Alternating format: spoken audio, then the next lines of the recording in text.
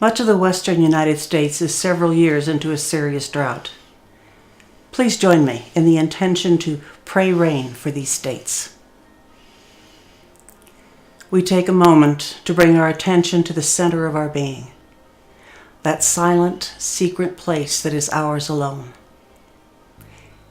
Here we are aware of our true nature, our most high spirit. We choose to unite our spirits in this experience.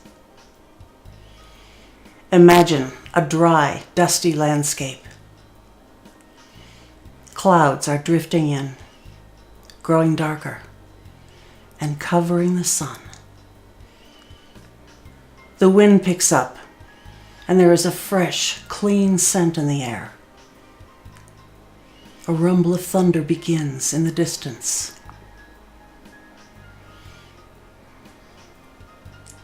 A few wet drops fall on you. Then they come faster. You feel and hear a soft rain falling on you and all around you. Drops are collecting on your face and dripping off your nose and chin. Your toes wiggle in the mud, the wet earth squishing with the movement of your feet.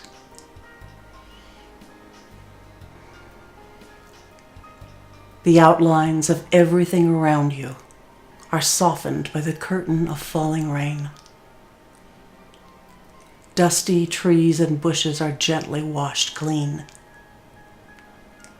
They begin to strengthen and put out new shoots in response to the rain.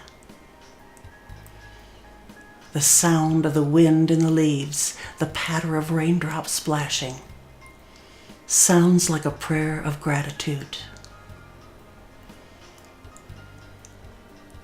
Dry lake beds begin to sparkle with newly captured water. Streams and rivers begin to trickle at first, then fill and flow freely. Tadpoles and fish eggs, long hibernating in dry lake beds, come to life and swim. Animals come to drink the fresh water.